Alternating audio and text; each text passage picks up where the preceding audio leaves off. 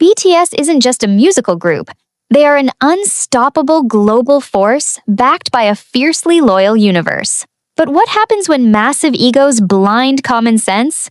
What happens when untouchable global figures decide to publicly throw shade and mock the undisputed kings of music? Spoiler, it never ends well. In this official 2026 list, we dive deep into the catastrophic downfalls of the elite who played with fire and got burned. Who lost their million-dollar contracts overnight? Which A-lister was forced into permanent hiding after one arrogant tweet? Did they deserve this ultimate career destruction? Buckle up! Are you ready to see the mighty fall? Number 13. The primetime king who fell from the White House, Tucker Carlson. Picture this. It is the summer of 2022, a defining moment in modern history where pop culture seamlessly intersects with high-stakes global diplomacy. The prestigious press briefing room of the White House is packed to the brim, cameras flashing like a relentless thunderstorm, anticipating the arrival of 7 young men from South Korea. BTS wasn't just there to smile and wave. They were invited by the President of the United States to address a deeply harrowing and critical issue: the terrifying rise of anti-Asian hate crimes across the globe. It was a moment of profound gravity, a beautiful display of using immense global influence to protect the marginalized and speak up for those who had been silenced by systemic racism and violence.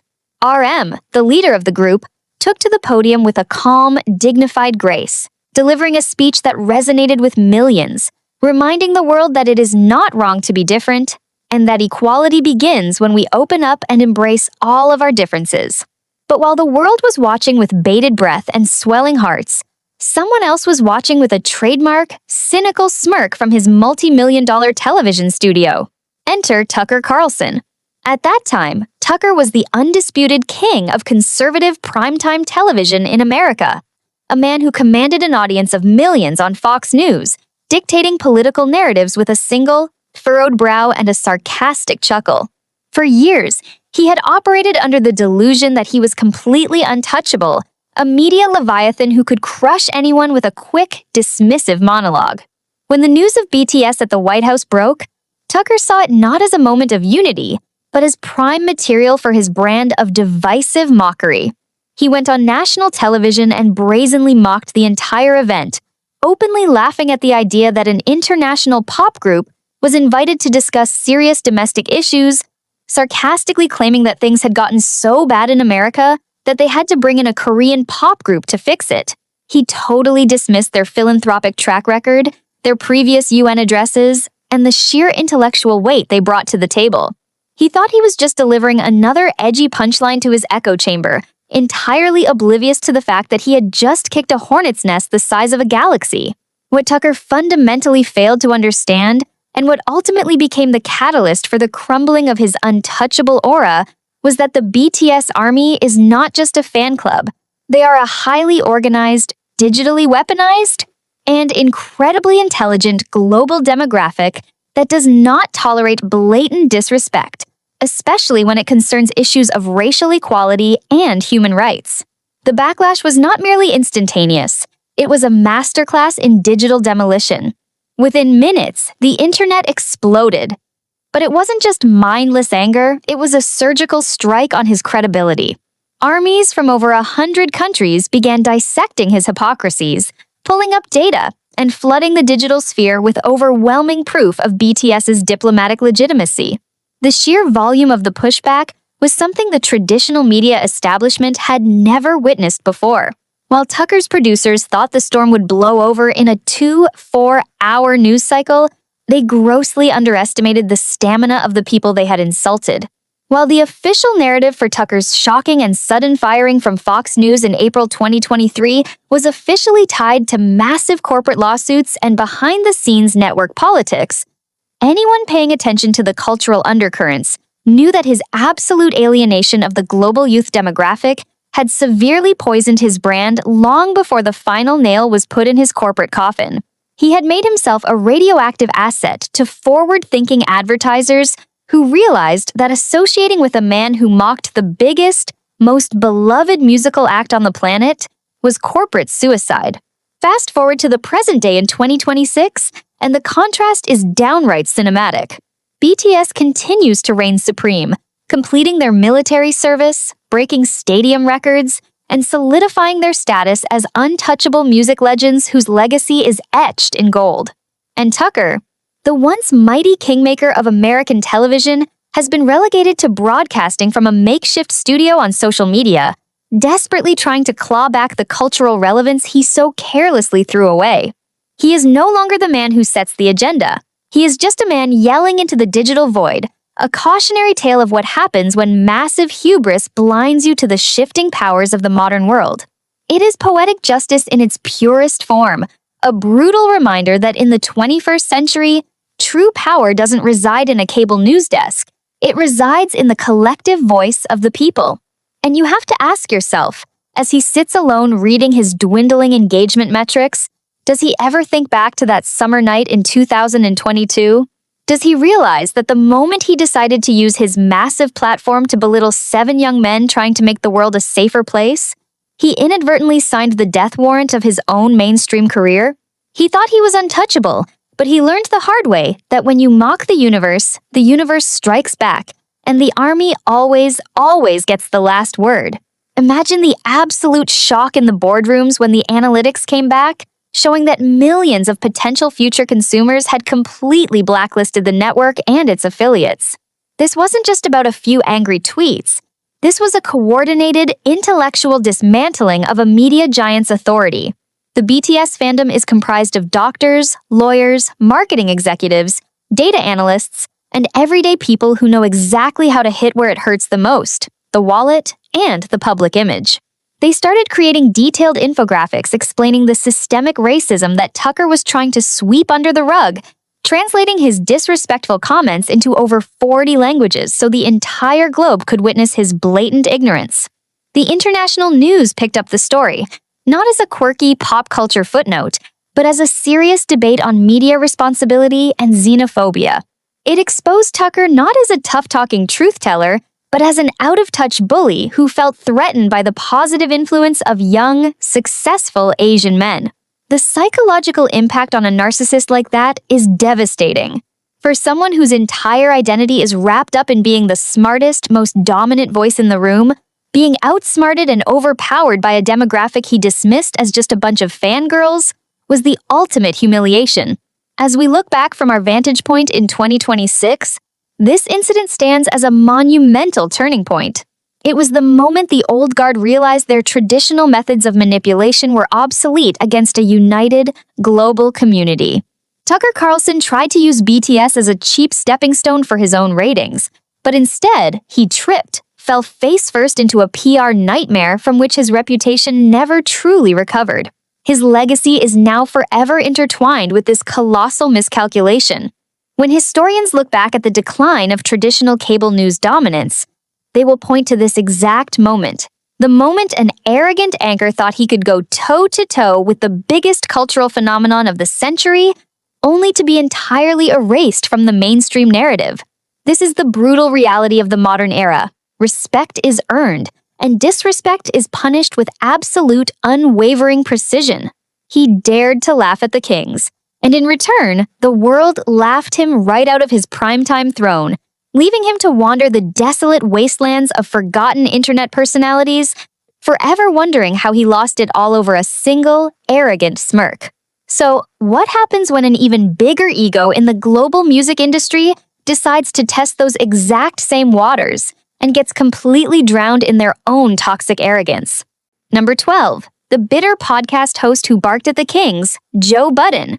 Now, let's pivot from the cold, calculating political arena directly into the beating heart of the global music industry, where egos are notoriously inflated and gatekeeping is considered a full-time sport.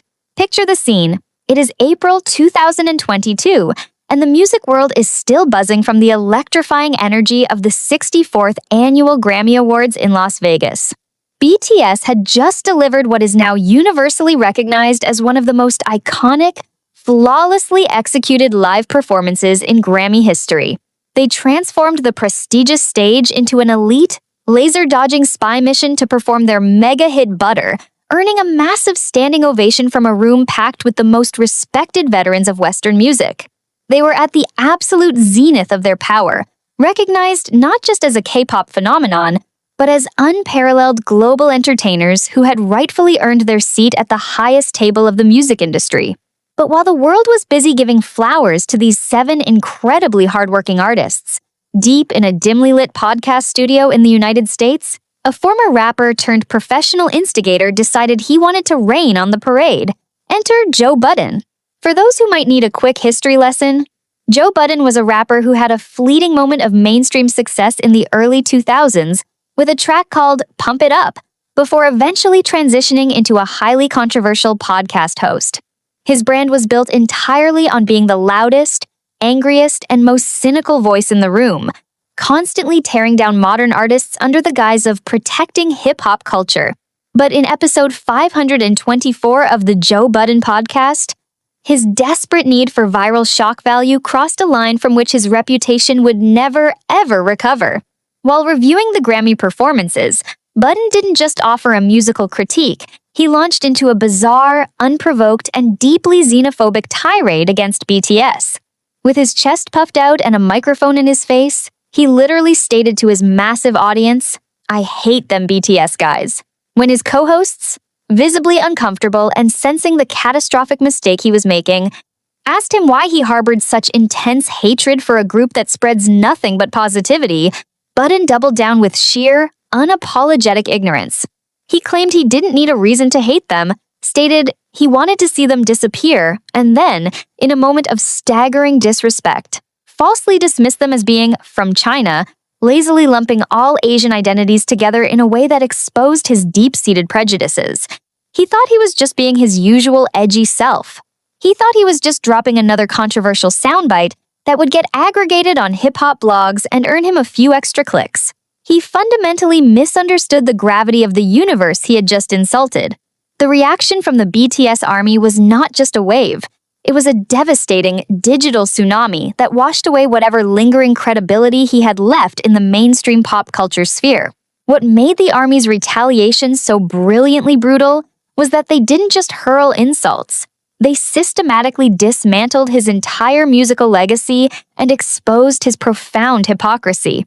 Millions of fans worldwide started pulling up the receipts of BTS's deep, genuine hip-hop roots, highlighting how RM, Suga, and J-Hope started as underground rappers who actually studied, respected, and elevated the genre, collaborating with hip-hop legends seamlessly. They contrasted BTS's massive sold-out global stadium tours, billions of streams, and philanthropic efforts with Budden's long history of bitter industry beefs, his failed rap career, and his notorious reputation for hating on anyone who achieved the level of success he never could. The internet completely weaponized his past against him. The hashtag number Joe Budden is over party didn't just trend. It dominated global algorithms for days, translating his ignorant, xenophobic comments into dozens of languages so the entire international community could witness his embarrassing behavior. This wasn't just a clash of fandoms. It was a global referendum on the outdated, toxic gatekeeping that old-school American media personalities thought they could still get away with. The backlash was so intense and so surgically precise that his podcast's ratings in international markets plummeted, and he became an absolute laughingstock across social media platforms. Even his peers in the hip-hop community quietly distanced themselves from the rant, realizing that attacking the biggest musical act on the planet for absolutely no reason other than bitter jealousy was a massive PR liability. The psychological devastation of this event on Budden's brand was profound. He positioned himself as a supreme music critic, but the world suddenly saw him exactly for what he was, a bitter, out-of-touch man yelling at the sky because the music industry had evolved without him. Fast forward to 2026, and the contrast is genuinely hard to watch. BTS is sitting comfortably in the pantheon of untouchable musical legends, their legacy bulletproof, their global impact undeniable. And Joe Budden? He is permanently etched into the internet's memory as the bitter has-been who tried to bully the kings of pop and got completely humiliated on the world stage. His voice, once considered influential in specific circles, is now forever tainted by that monumental display of ignorance. Every time he tries to critique a modern artist today, the internet is quick to remind him of the day he tried to wage war against the army and lost spectacularly. It is a chilling reminder to every arrogant ego in the entertainment industry. Relevance is a privilege, not a right, and when you let your bitterness blind you to undeniable greatness, you don't destroy the artists you hate, you only destroy yourself. He thought he could use their colossal name for a cheap podcast thrill, but instead, he bought himself a one-way ticket to global irrelevance, trapped in his own echo chamber, while the artists he wanted to disappear went on to conquer the universe. So, if a loudmouth podcaster got completely silenced by his own hubris, what happens when a massive, globally recognized pop star tries to use BTS for clout, actively disrespects their contribution, and suddenly finds his massive TikTok empire crumbling beneath his feet? Number 11, the TikTok royal who erased the real kings, Jason Derulo. Let us step out of the dimly lit podcasting booth and walk straight into the glittering, hyper-competitive, and often incredibly superficial world of viral pop music and digital fame. The year is 2020. The world is locked down in the suffocating grips of a global pandemic, and the music industry has rapidly, violently mutated into a digital battlefield where a 15-second viral dance trend is literally worth its weight in solid gold. At the absolute epicenter of this cultural shift was a man who had successfully transitioned from being a late 2000s radio staple into the undisputed, self-proclaimed king of the TikTok algorithm, Jason Derulo. For a while, he was riding an astronomical high, churning out endless content, baking bizarre giant cakes, and collaborating with every influencer he could find to keep his name relevant in a rapidly changing landscape. He had a wildly catchy track circulating online called Savage Love, Laxed Siren Beat, a song fundamentally built on a viral sample by Josh 685, a teenage producer from New Zealand. The song was doing exceptionally well on its own, hovering around the upper echelons of the charts, but it was agonizingly, frustratingly short of the ultimate prize, the coveted, history-making, #1 spot on the Billboard Hot 100. Derulo, a veteran of the industry who hadn't tasted that specific brand of ultimate chart-topping glory in over a decade, knew exactly what he needed to push the track over the edge. He didn't just need a standard industry remix. He needed a global phenomenon. He needed the Midas touch of the biggest, most powerful group on the planet. He needed BTS. And being the gracious, tirelessly hardworking, and collaborative artists they have always been, BTS delivered beyond anyone's wildest expectations. They hopped on the remix, blending their smooth, impeccable Korean and English vocals seamlessly into the track, adding a layer of elite, untouchable artistry and, infinitely more importantly, unleashing the unparalleled streaming, purchasing, and radio requesting power of the global BTS army.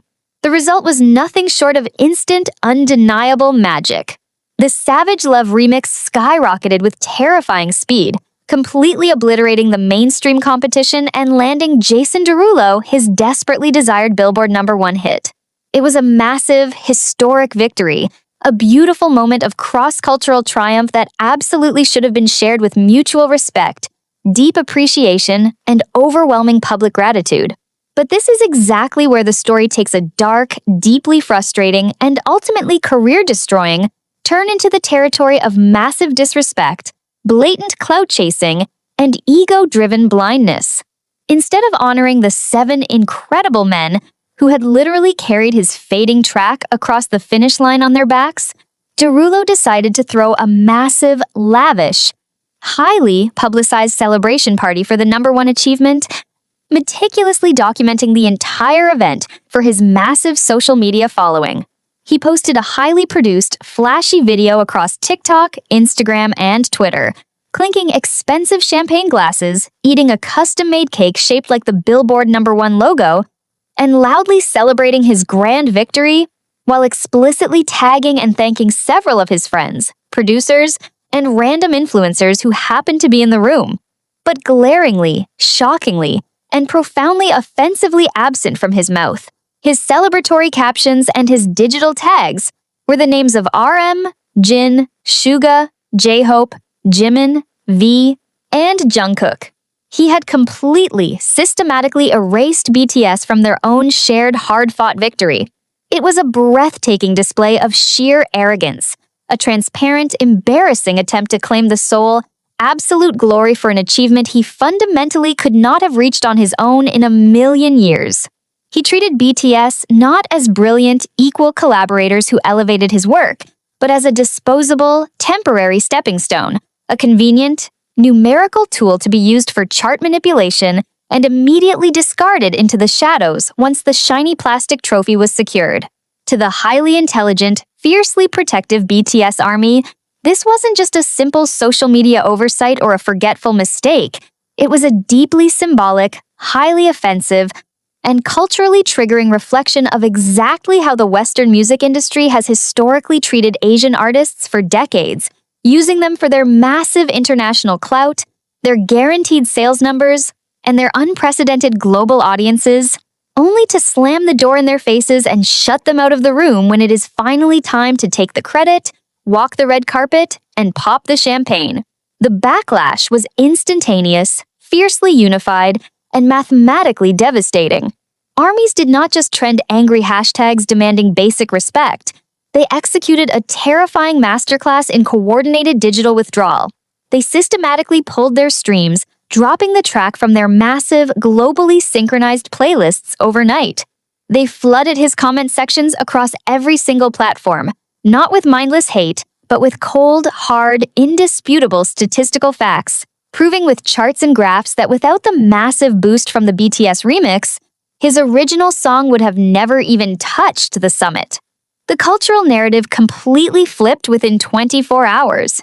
Derulo wasn't the triumphant pop king celebrating a massive comeback hit.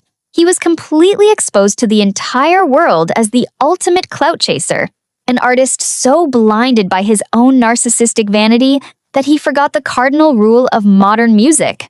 You absolutely do not bite the hand of the global universe that just fed you a Billboard crown. When he lazily and desperately tried to backpedal days later after his PR team realized the massive blunder, hastily mentioning BTS as an awkward afterthought in a follow-up post, the damage was already completely, irreversibly done. The sincerity was utterly absent, and the fandom saw right through the damage control. He had permanently branded himself as untrustworthy, a user who lacked basic professional integrity and respect for his peers. Fast forward to our current reality in 2026, and the fallout of that single, arrogant celebration video is starkly, brutally visible for anyone paying attention.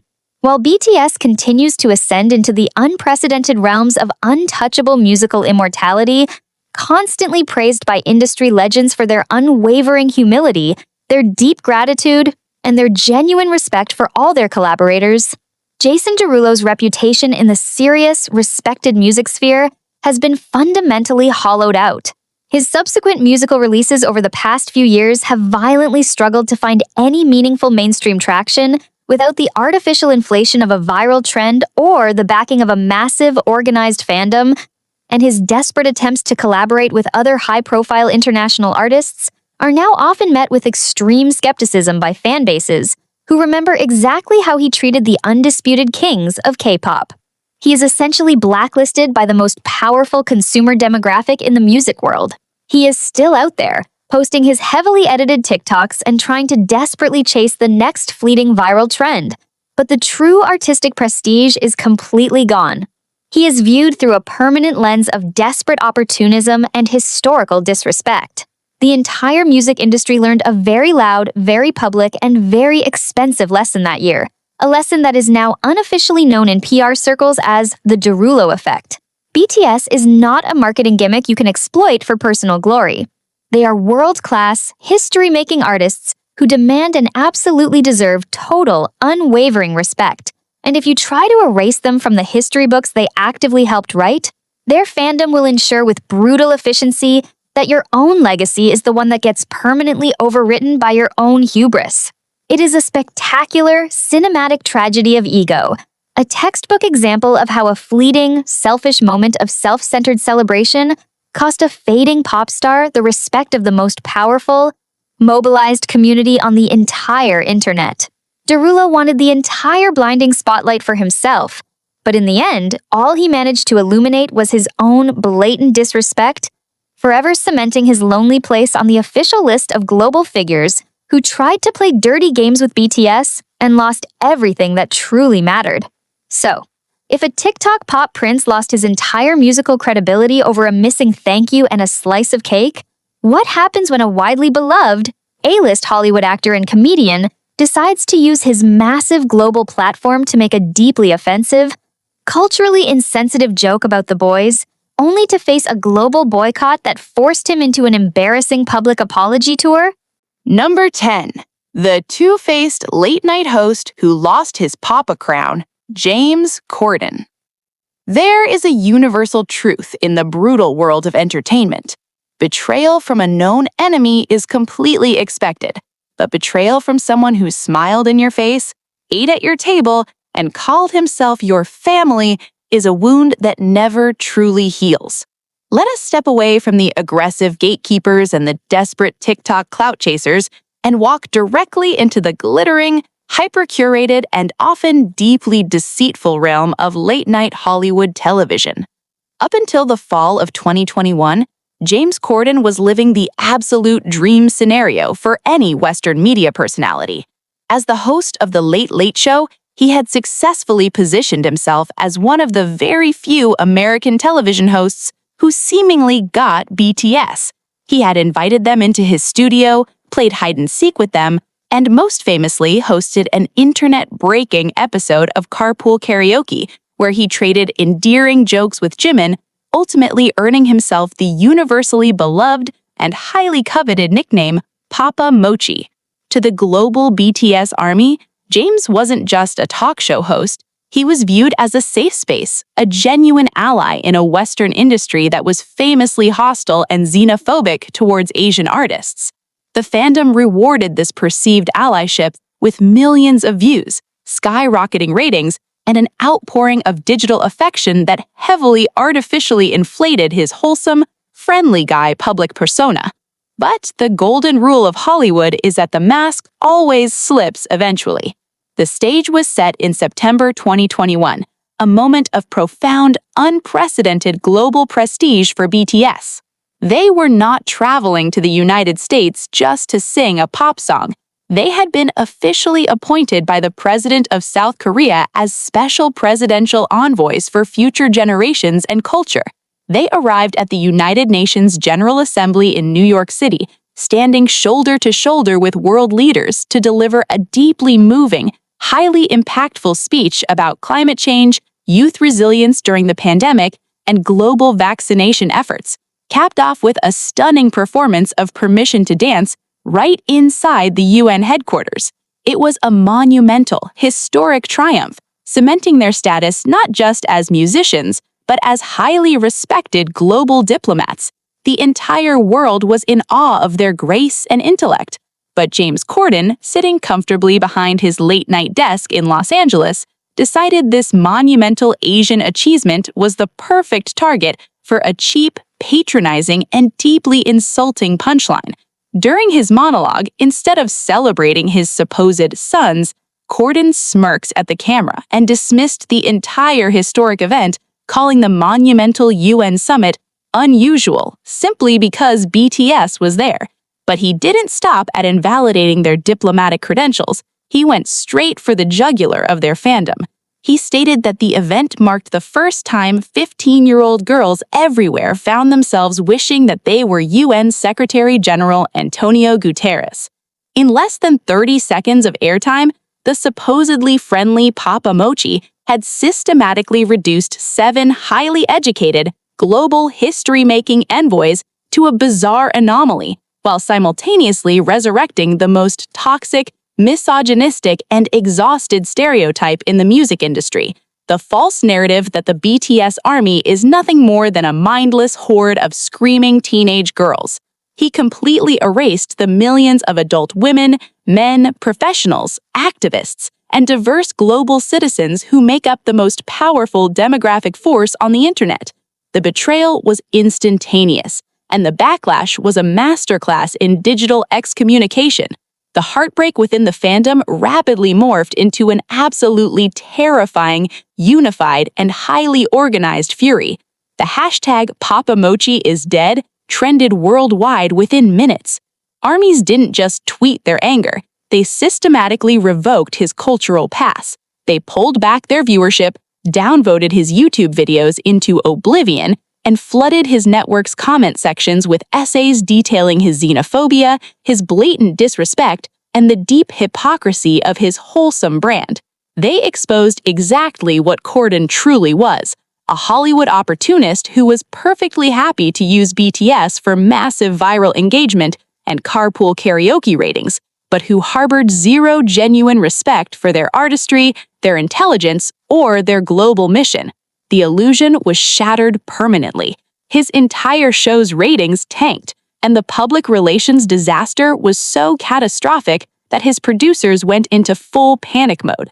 But the absolute climax of this disastrous saga, the moment that permanently cemented Corden's public humiliation, happened a few months later in November 2021, when BTS returned to the Late Late Show studio for a previously scheduled appearance. What Corden's team desperately hoped would be a quick, swept-under-the-rug reunion turned into one of the most iconic, flawlessly executed confrontations in live television history. RM, the genius leader of BTS, did not let it slide.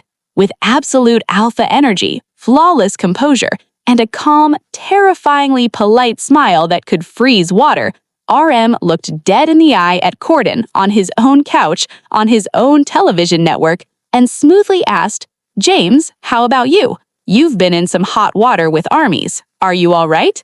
The shift in the room's energy was palpable. The world watched in glorious high definition as James Corden, the usually loud and overconfident host, physically shrank into his chair, sweating profusely, stumbling over his words, and frantically trying to explain himself. He was forced into a pathetic, deeply embarrassing public apology tour right then and there, visibly shaking as he realized he was sitting face-to-face with untouchable global kings who had the absolute power to destroy his career with a single word. He desperately tried to play the victim, claiming he was terrified of the fandom, but RM gracefully yet firmly accepted his apology, effectively putting Corden in his place and wrapping up the controversy with the ultimate high ground. But as we look back from the lens of 2026, we know that Corden's reputation never truly recovered from that fatal misstep. That single, arrogant monologue was the fatal crack in his carefully constructed Hollywood facade. The public started looking closer at his behavior, leading to subsequent massive scandals, like his infamous ban from the Balthazar restaurant for abusing waitstaff, which the internet gleefully amplified because his nice guy image was already completely destroyed by the army. By 2023, he had fled American late-night television entirely, returning to the UK with his tail between his legs. His massive mainstream American influence evaporated. He learned the hardest lesson in the entertainment industry. You cannot fake genuine respect, and you absolutely cannot use BTS as a prop for your own popularity without respecting the ground they walk on. The moment he tried to demean their monumental achievements, he didn't make them look small. He exposed himself as a tiny, insecure man who was threatened by a global power he could never comprehend. He traded his #PapaMochi crown for a jester's hat, forever remembered as the two-faced host who tried to mock the kings and got publicly humiliated on his own stage. So, if a beloved Hollywood host lost his entire wholesome empire over a single misogynistic joke, what happens when an extremely powerful, internationally famous music producer tries to publicly humiliate BTS on Twitter, only to spark an international war that led to his own massive industry downfall? Number 9. The Twitter war that broke a legendary producer, Mike Dean. Let us transport ourselves back to the wildly chaotic and digitally aggressive landscape of April 2022, right on the heels of the 64th Annual Grammy Awards. In the elite, incredibly exclusive, and notoriously gate-kept world of Western hip-hop and pop music production, the name Mike Dean was spoken with an almost religious level of reverence. Known universally in the industry as the synth god, Dean was a legendary, multi-Grammy-winning producer and audio engineer who had spent decades shaping the sonic landscapes of some of the most monumental albums in modern history, collaborating intimately with massive, paradigm-shifting artists like Kanye West, Travis Scott, Beyoncé, and The Weeknd. He was a man who essentially lived behind a massive wall of analog synthesizers, a true veteran who carried a colossal, unshakable aura of untouchable coolness and unquestionable authority. Because of his legendary resume, he operated under the dangerous old-school delusion that his opinions on music were absolute gospel, and that he could comfortably punch down at anyone he deemed less authentic without ever facing any real consequences. But the modern music industry is a completely different beast, and authenticity is no longer dictated by a select few men smoking cigars in Los Angeles recording studios. The spark that ignited this catastrophic, career-staining inferno happened on Twitter, where the Recording Academy had posted a seemingly innocent tweet highlighting BTS's incredibly smooth, secret agent-themed Grammy performance of Butter, praising their undeniable talent and artistry. For reasons entirely unknown to logic or common sense, Mike Dean, a man in his late 50s who should have been comfortably resting on his laurels, decided to log on to his verified account and launch a bizarre, unprovoked, and profoundly disrespectful attack on the group. He didn't just critique the performance, he went straight for the ultimate, most insulting stereotype historically weaponized against K-pop groups. He actively questioned their legitimacy as musicians, specifically targeting their songwriting and production credits. When fans rightfully defended the group, pointing out that BTS are heavily involved in their own music, Dean smugly and arrogantly tweeted that anyone saying BTS writes their own music is delusional, mocking the idea that they had any real hand in their monumental discography. He thought he was just doing a bit of light trolling, playing the role of the gritty, authentic hip-hop purist, putting a manufactured pop group in their place. He was tragically, spectacularly wrong. What Mike Dean fundamentally failed to grasp was that the BTS army is not just a collection of casual listeners. They are a highly educated, fiercely dedicated global archive of musical data. They don't just stream songs, they read the liner notes, they track the copyright databases, and they fiercely protect the artistic integrity of the men they support. The retaliation was not a wave of blind hatred, it was a surgical, devastatingly precise, and overwhelmingly factual demolition of his argument. Within minutes, the timeline was absolutely flooded with indisputable, government-verified receipts.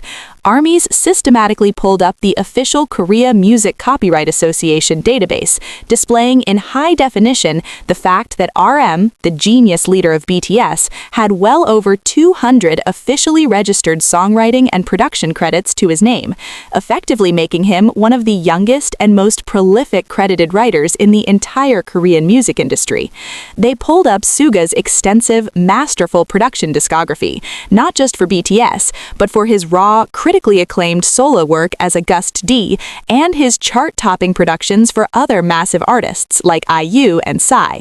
They posted countless behind-the-scenes videos of the members in their studios, physically composing melodies, writing lyrics in hotel rooms, and directing vocal tracking sessions.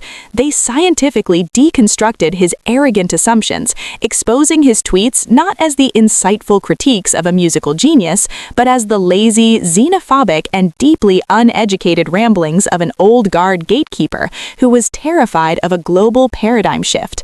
But instead of taking the massive, glaringly obvious L and gracefully backing down, Dean's massive ego simply couldn't handle being publicly outsmarted and corrected by a demographic he viewed as inferior. He completely lost his temper, spiraling into a deeply embarrassing, multi-day Twitter meltdown. He started desperately quote-tweeting fans, hurling insults, demanding that people people grow up and frantically trying to defend his legacy, all while digging his PR grave deeper with every single keystroke. The optics were absolutely catastrophic.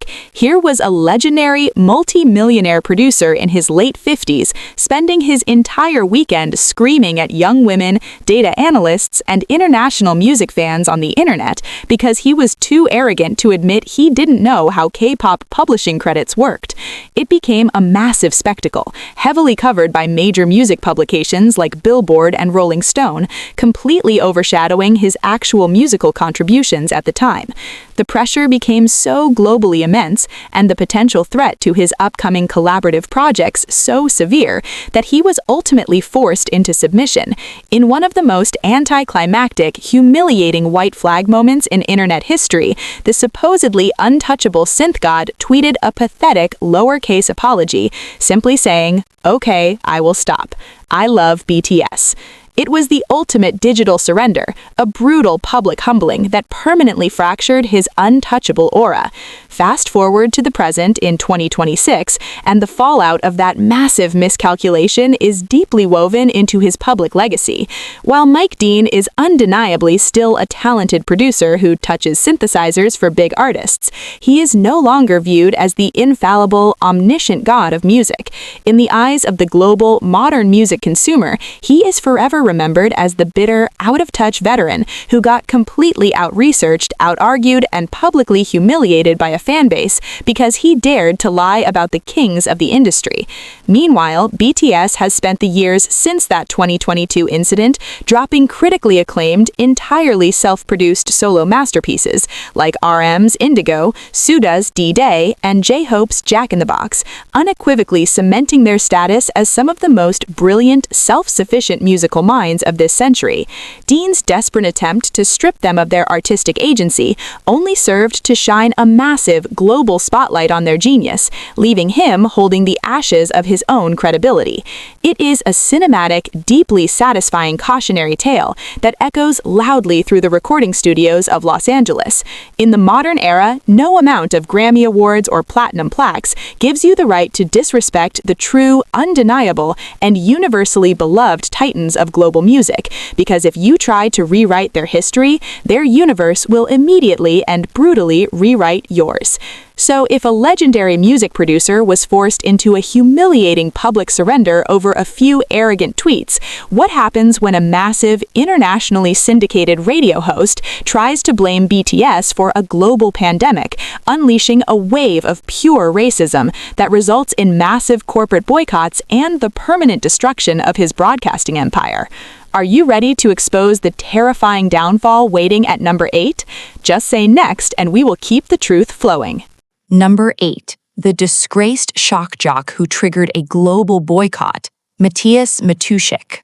Let us cast our minds back to the suffocating, anxiety-ridden winter of February 2021, a deeply fragile period in modern history when the entire globe was still violently grappling with the terrifying heights of the COVID-19 pandemic.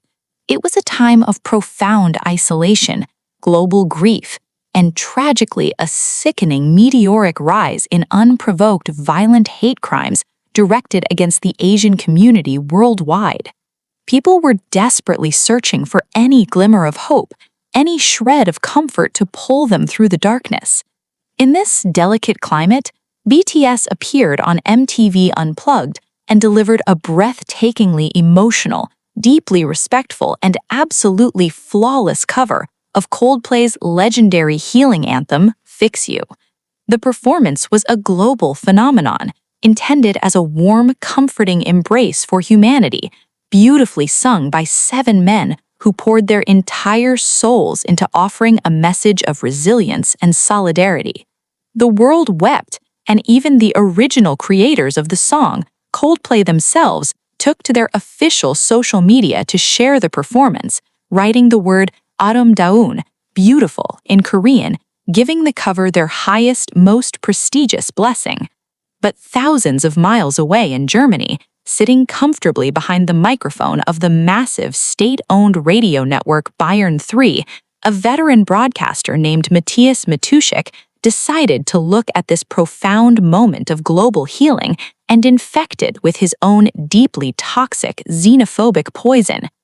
Matuschik was a textbook relic of the old broadcasting guard, a self-proclaimed shock jock who had built an entire career on the arrogant assumption that being offensive equated to being entertaining, and that his position at a major network made him completely immune to modern accountability.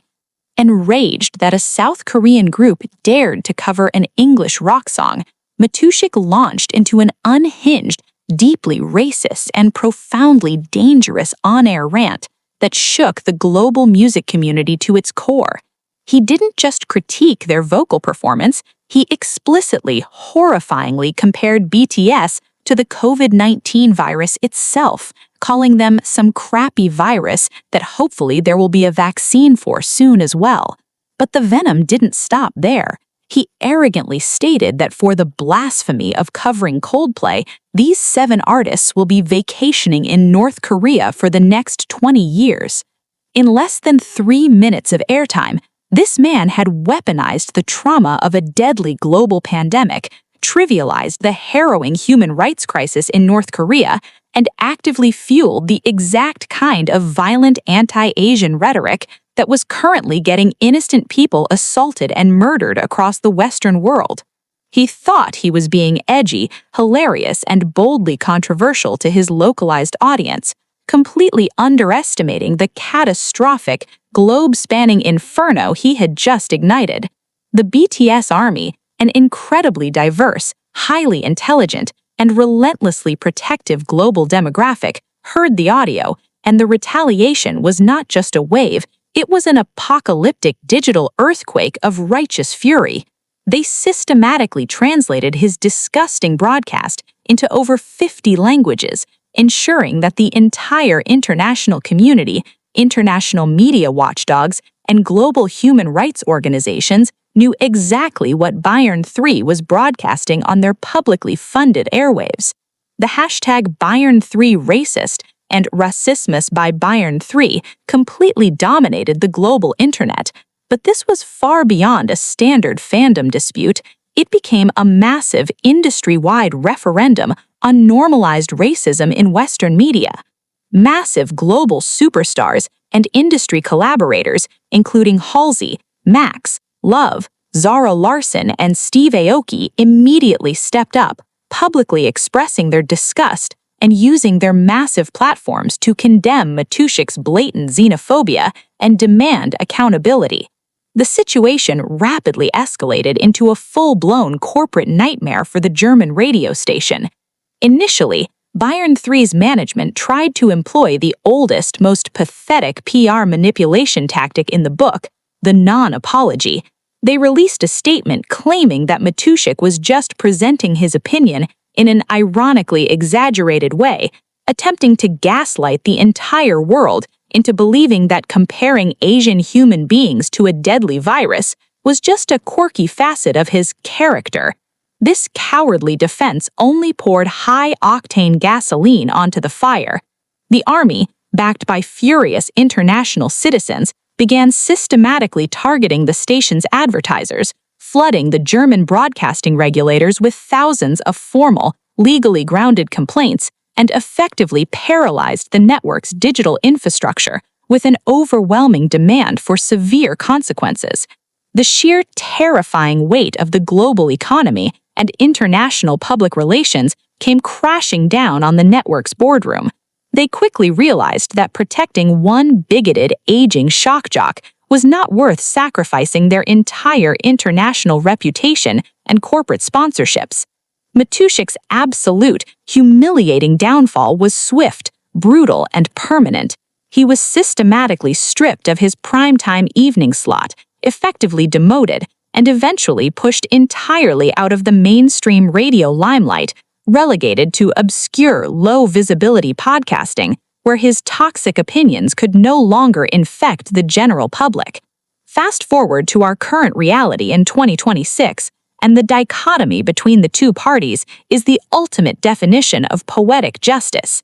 BTS has only continued to ascend, officially honored as global diplomats, their music continuing to break barriers, their legacy as forces of immense good absolutely untouchable.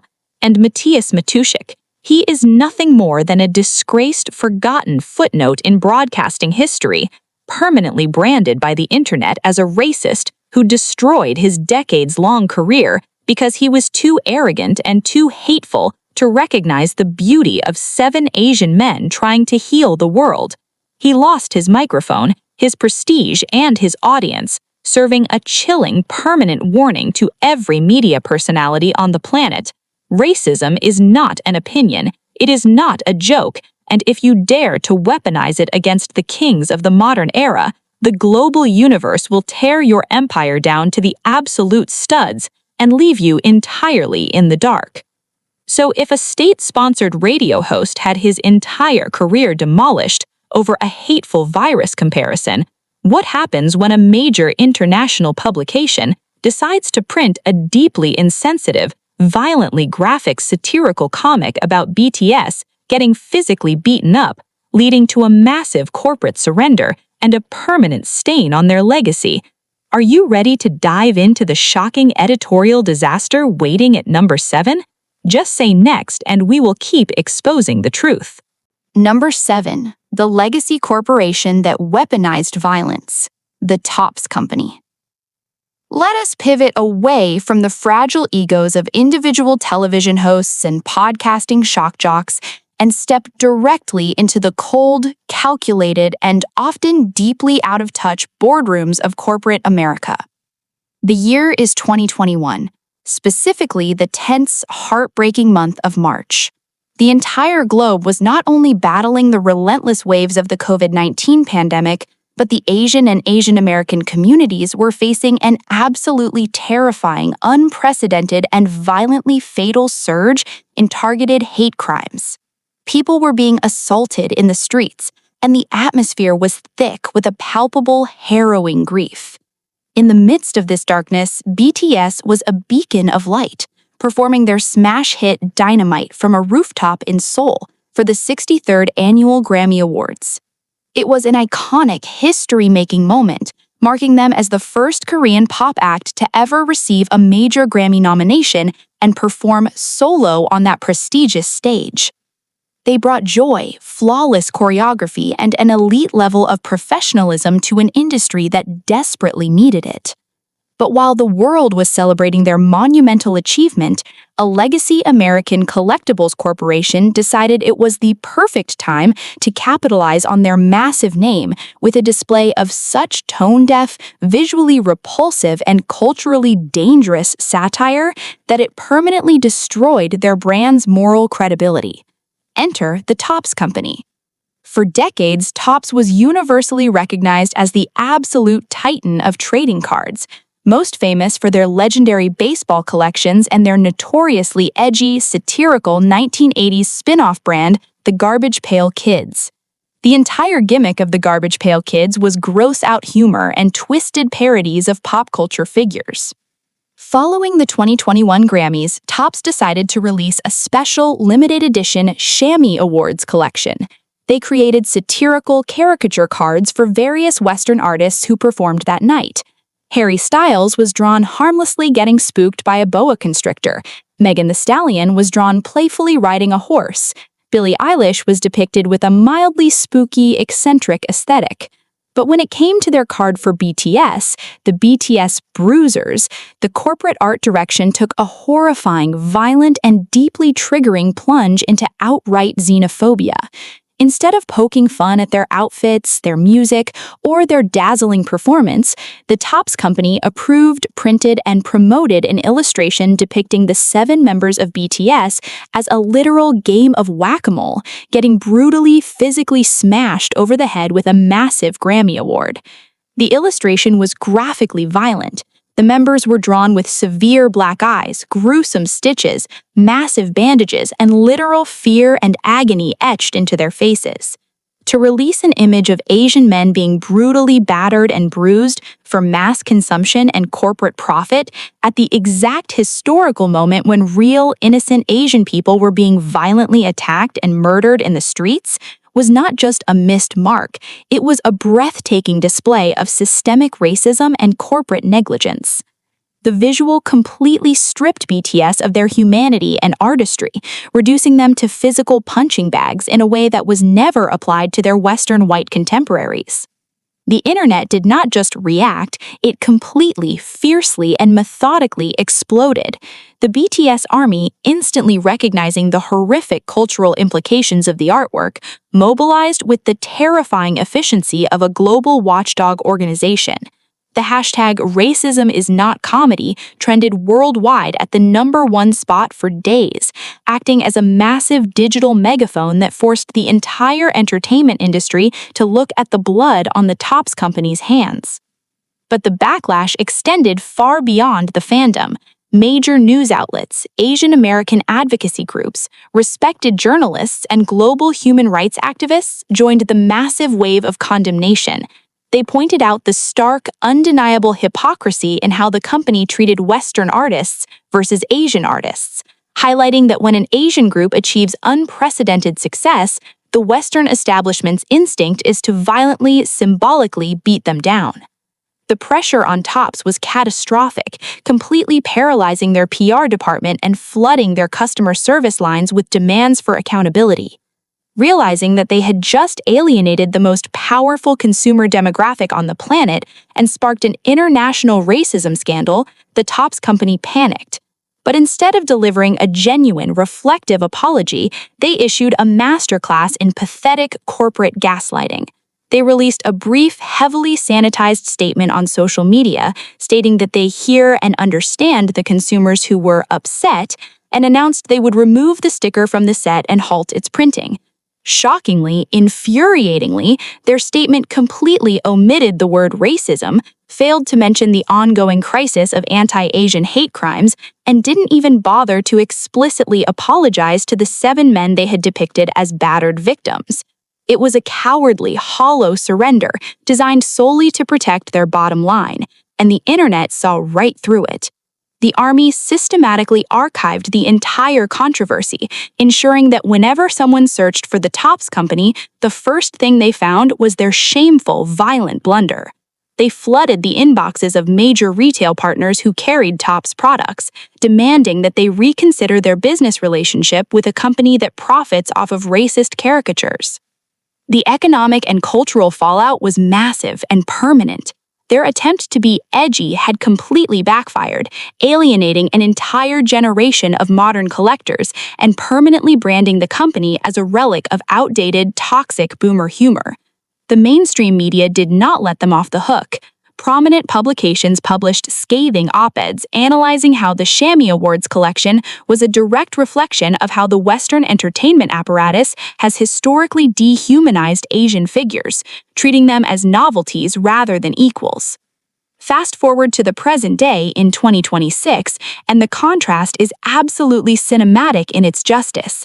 BTS, the men who Tops tried to depict as beaten and broken, are standing at the absolute zenith of global power, universally respected as cultural icons, philanthropists, and untouchable musical legends.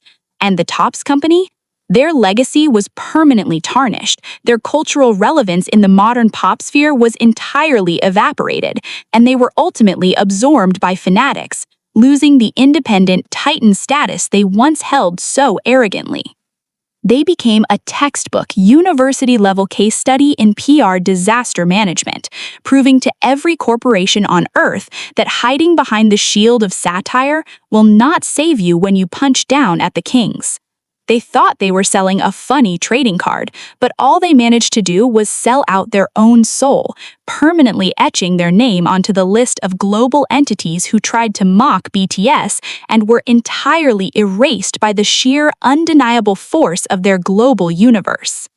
So if a multi-million-dollar corporation was forced to their knees over a single horrific drawing, what happens when a famously arrogant, internationally recognized music video director tries to completely sabotage BTS's massive comeback out of sheer unprofessional spite, only to find himself blacklisted from the very industry he thought he controlled? Number 6. The arrogant A-list music video director who tried to derail the Kings, Joseph Kahn. Let us step entirely out of these sanitized corporate boardrooms and walk directly onto the high-stakes, hyper-stylized, and notoriously toxic sound stages of Hollywood's elite music video industry. A world where massive egos clash daily and visual gatekeeping is considered an absolute art form. To truly understand the sheer magnitude of this catastrophic downfall, we have to transport ourselves back to the sweltering, highly anxious month of August in the year 2018. At this specific moment in time, BTS was not just releasing another album, they were sitting on the precipice of a monumental cultural explosion. They were gearing up for their release of their magnum opus, Love Yourself, Answer, featuring the fiercely unapologetic lead single, Idol, a comeback that was poised to completely shatter every single global streaming, sales, and viewership record in the history of the modern music industry. The anticipation was terrifyingly electric, and the entire Western pop establishment was watching with bated breath, realizing that the old guard was officially being replaced by an unstoppable global force. At the absolute epicenter of that old guard was Joseph Kahn. For nearly 2 decades, Kahn was universally recognized as the untouchable, Grammy-winning god of mainstream pop music videos, the mastermind director behind some of the most iconic visuals for massive Western titans like Taylor Swift, Britney Spears, Eminem, and Lady Gaga. Because of his legendary, seemingly invincible resume, Kahn operated with a colossal, suffocating god complex. He genuinely believed that he was the ultimate, final arbiter of what was cool, what was visually acceptable, and who deserved to sit at the highest table of global pop culture. He looked at the astronomical, organic rise of BTS, and instead of recognizing the brilliant, narratively complex, and visually stunning cinematic universes they were building with their own Korean directors like Lumpins, Kahn saw a massive threat to his own Western-centric dominance. So, out of pure, unprofessional spite, sheer arrogance, and a desperate, pathetic need to sabotage their monumental comeback momentum, he decided to launch a vicious, unprovoked smear campaign. Just days before BTS was set to drop their historic album, Kahn logged on to his heavily followed Twitter account, posted a photograph of the 7 members, and maliciously tweeted, "They all have plastic surgery. They are all wearing lipstick. This is what crazy rich Asians actually looks like." It was a breathtaking, horrifying display of blatant disrespect, but what made it profoundly darker and infinitely more disgusting was the deep layer of toxic masculinity and internalized racism embedded within his words. Kahn, an Asian American man himself, was actively choosing to weaponize the most exhausted, deeply rooted, and aggressively racist stereotypes historically used by Western media to emasculate, diminish, and humiliate Asian men. He completely ignored their immense, undeniable talent, their rigorous songwriting, and their breathtaking choreography, choosing instead to reduce them to a crude, offensive visual punchline simply because they dared to embrace a fluid, immaculate standard of beauty that intimidated his outdated worldview. When fans rightfully called him out for this disgusting, highly triggering behavior, Kahn didn't apologize. He completely doubled down, spiraling into a massive, multi-day ego trip where he continuously mocked the fans, arrogantly declared that he would never apologize, and tried to frame himself as a brave truth-teller fighting against a delusional fanbase. He thought he was untouchable. He genuinely believed that because he had directed a few iconic music videos a decade ago, he could freely bully the biggest musical act on the planet without facing a single ounce of real-world consequence. He fundamentally, fatally underestimated the terrifying, highly organized, and fiercely protective intelligence of the global BTS army. The retaliation was not just a chaotic wave of internet anger, it was a surgical, deeply intellectual, and systematically devastating dismantling of his entire professional legacy. armies didn't just tweet back, they completely dissected his filmography, exposing his highly repetitive visual tropes, his reliance on shallow aesthetics, and proving to the entire world that BTS's in-house visual teams were producing vastly superior, emotionally resonant art that made Khan's commercial work look like hollow, outdated plastic. But the fandom didn't stop at mere artistic critique. They hit him exactly where it hurt the most, his massive Hollywood wallet. The fandom executed a flawless, globally coordinated email and social media campaign directed at the major record labels and management teams of the A-list Western artists who frequently employed him. They clearly, politely but firmly warned these massive corporate entities that associating with a director who openly bullies, racially profiles, and attempts to sabotage the most beloved group in the world would result in massive, immediate international boycotts of their own artists' projects. The industry instantly took notice, and the panic set in. Pop stars who desperately relied on global streaming numbers and international goodwill quickly realized that hiring Joseph Kahn was now essentially a death sentence for their international public relations. He had transformed himself overnight into a massive, highly toxic, and entirely radioactive PR liability. The phone calls slowly but surely stopped ringing. The massive multi-million-dollar blockbuster projects dried up, and his mainstream relevance plummeted at a terrifying speed. The absolute cinematic poetry of the situation was cemented just days later, when BTS finally dropped their music video for Idol. Instead of being derailed by Khan's toxic smear campaign, the video completely obliterated the space-time continuum of the internet, breaking the all-time YouTube record for the most views in 24 hours, completely destroying Khan's pathetic attempt to sabotage, and proving that their visuals, their culture, and their artistry were absolutely untouchable by fading Hollywood gatekeepers. Fast forward to our current reality in 2026, and the dichotomy between the two forces is the ultimate definition of karmic justice. BTS stands at the absolute zenith of global power, universally respected as cultural icons who single-handedly redefined global beauty standards, directing their own visually stunning masterpieces and inspiring millions. And Joseph Kahn? He is a fading memory in the mainstream pop consciousness. A man who threw away his legendary, untouchable status because he was too insecure, too arrogant, and too blinded by his own internalized prejudices to handle the rise of a new, beautiful global paradigm.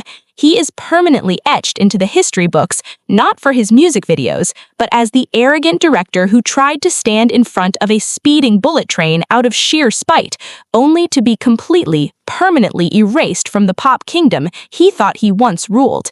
It is a chilling, beautiful reminder to the Hollywood elite. You can have all the Grammys and all the massive budgets in the world, but if you dare to try and derail the undisputed kings of the modern era, their universe will immediately pull the plug on your entire legacy, leaving you alone in the dark with nothing but your own shattered ego. So, if an A-list music video director was permanently exiled from the pop kingdom over a few racist tweets and a failed sabotage attempt, what happens when a famously toxic, highly influential Western music journalist tries to write a career-ending defamatory hit piece on the boys, only to have the entire internet expose his own deeply dark past and force his humiliating public resignation? Number 5. The toxic gossip journalist who got buried by his own past. Perez Hilton. Let us step entirely away from the polished, hyper-controlled movie sets of Hollywood and the sanitized corporate boardrooms and descend directly into the absolute darkest, most toxic wasteland of the early internet, a terrifying era where celebrity gossip, relentless cyberbullying, and defamatory journalism were once considered perfectly acceptable forms of mass entertainment. If you were anywhere near the internet in the late 2000s and early 2010s, you know exactly who Perez Hilton is. He was the self-proclaimed, undisputed king of celebrity blogging, a man who built a massive, multi-million-dollar media empire entirely on the backs of tearing down young, vulnerable artists. He was a notoriously toxic, highly influential music and entertainment journalist who operated under the deeply arrogant, suffocating delusion that he had the absolute power to make or break an artist's entire career with a single, nasty MS Paint scribbled blog post. For a very long time, the traditional Western music industry was utterly terrified of him. Powerful publicists and massive record labels would practically beg him not to write defamatory hit pieces on their A-list clients, treating him like a digital mafia boss. But as the world slowly evolved and modern society began to rightfully reject his specific brand of cruel, misogynistic, and deeply invasive journalism, his mainstream relevance began to rapidly, violently circle the drain. The old tactics weren't working anymore. Desperate to cling to his fading, tarnished crown and begging the algorithm for relevance, Perez realized he needed a massive new target, a colossal global fan base to provoke for cheap clicks, controversial headlines, and viral engagement. Enter BTS. The year was 2017, a monumental, history-making paradigm shift in global pop culture that the Western industry was completely unprepared for. BTS had just shattered the Western glass ceiling into a million pieces, making their explosive, internationally televised American debut at the American Music Awards with a flawless, gravity-defying performance of DNA, and rightfully taking home their first prestigious Billboard Music Award. They were undeniably the biggest, most exciting story on the planet, radiating pure, undeniable talent, elite choreography, and genuine, refreshing humility. But Perez Hilton, sitting bitterly behind his keyboard in a desperate bid for attention, didn't see history being made. He saw a vulnerable target and a desperate opportunity for clout. Instead of acting like a respected journalist and celebrating their monumental, barrier-breaking achievement, he launched a barrage of bizarre, highly inappropriate, and deeply disrespectful attacks across his massive social media platforms. He didn't just offer a standard musical critique, he aggressively tried to invalidate their immense artistry by falsely, loudly accusing them of lip-syncing during their historic AMA performance, completely disregarding the intense live vocal stamina they are globally famous for. But he didn't stop at musical defamation. He leaned heavily into deeply offensive, xenophobic, and hypersexualized tropes. He repeatedly and publicly questioned their sexuality in a way that was clearly designed to demean, mock, and provoke a massive, ugly internet scandal. He thought he was just dusting off his old 2007 playbook. He genuinely, arrogantly assumed he could bully these 7 Korean men the exact same way he had bullied Western female pop stars a decade prior, entirely without facing any real-world consequences. He fundamentally, catastrophically misunderstood the sheer magnitude and the terrifying intelligence of the universe he had just decided to declare war on. The BTS army is not a typical, fragile fandom that simply cries over insults. They are a highly organized, digitally lethal, and deeply intellectual global network that demands absolute accountability and refuses to let systemic bullying slide.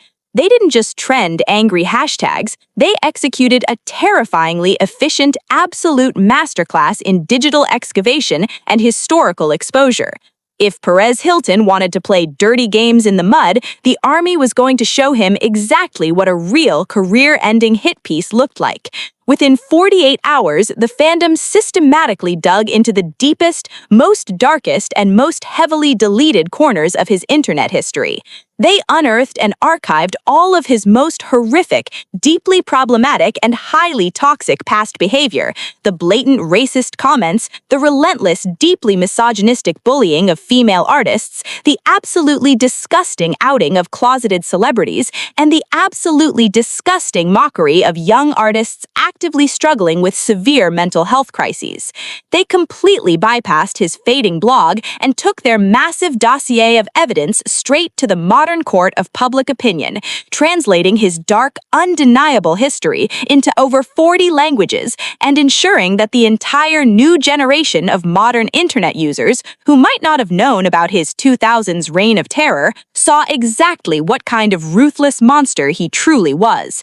The backlash was completely unprecedented in its surgical precision and devastating scale.